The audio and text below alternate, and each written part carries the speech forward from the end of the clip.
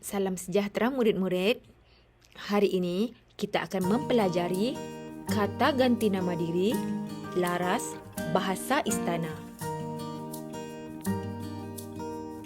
Apakah yang dikatakan kata ganti nama diri, laras, bahasa istana?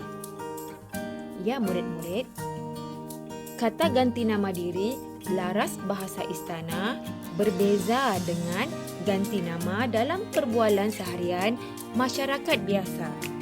Maksudnya di sini ada sedikit perbezaan laras bahasa istana dengan bahasa rakyat biasa. Contoh kata ganti nama laras istana adalah patik. P-A-P, T-I-K-Tik, patik. Patik digunakan apabila bercakap dengan orang yang tinggi tarafnya, iaitu raja atau kerabat diraja. Contohnya, kita bercakap dengan raja, kita akan membahasakan diri kita patik. Yang kedua, baginda.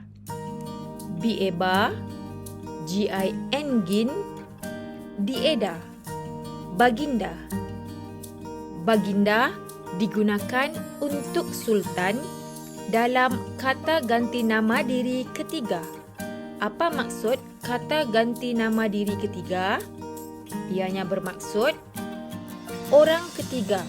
Contoh, cikgu bercerita tentang sultan dengan kamu. Cikgu akan membahasakan sultan itu adalah baginda, bukan beliau, bukan dia, bukan mereka, tetapi baginda.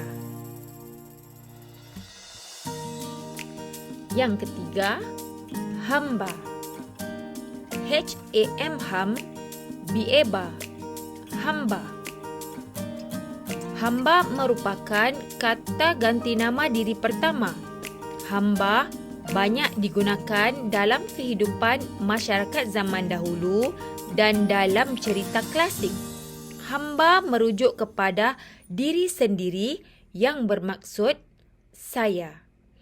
Contohnya, cikgu berbual atau bercakap dengan rakan cikgu menggunakan bahasa istana. Cikgu akan membahasakan diri cikgu sebagai hamba. Yang keempat, tuanku. T-U-T, A-N-N-K-U-Ku. Tuanku. Tuanku digunakan apabila merujuk kepada diri raja. Selain itu, rakyat akan menggunakan perkataan tuanku apabila rakyat bercakap sesama mereka hal raja atau sultan. Contohnya, cikgu bercakap dengan sultan. Cikgu akan memanggil sultan tuanku. Dan yang kelima, beta. B-E-B, T-E-T-A, beta. Beta digunakan oleh raja atau kerabat diraja apabila bertitah dengan rakyat. Contohnya, cikgu adalah seorang raja. Cikgu akan membahasakan diri cikgu menggunakan perkataan beta. Contoh ayat, beta berharap rakyat jelata akan taat kepada perintah beta. Baiklah murid-murid, mari kita buka buku aktiviti muka surat 47. Cikgu akan membimbing kamu mengisi tempat kosong dengan kata ganti nama diri yang betul.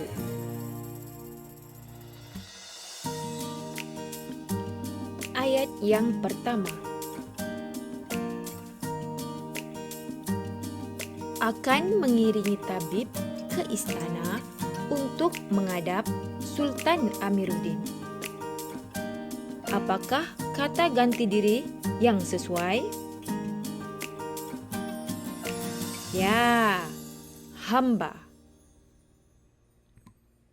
Hamba akan mengiringi tabib ke istana untuk menghadap Sultan Amiruddin.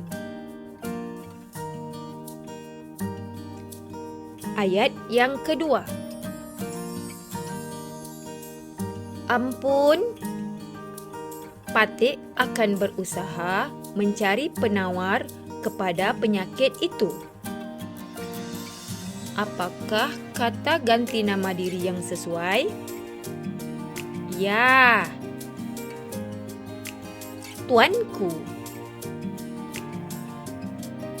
Ampun, Tuanku, Patik akan berusaha mencari penawar kepada penyakit itu.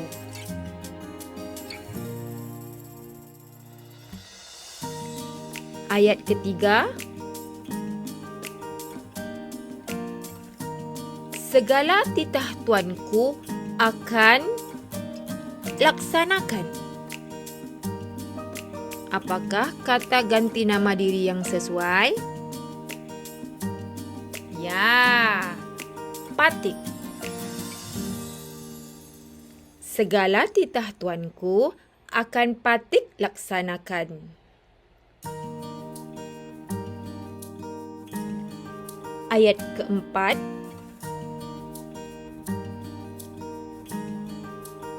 Berharap agar rakyat jelata akan segera sihat. Apakah kata ganti nama diri yang sesuai? Betul. Beta. Beta berharap agar rakyat jelata akan segera sihat.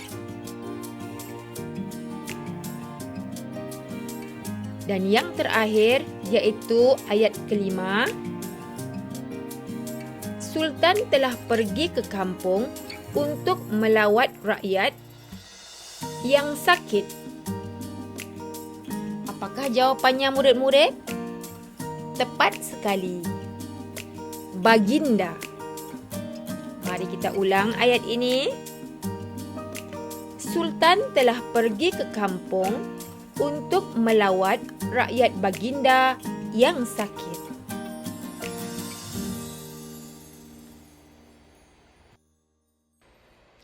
Selamat belajar murid-murid. Sesungguhnya, kejayaan hari esok bermula dengan langkah pada hari ini. Jangan putus asa untuk teruskan melangkah. Jumpa lagi.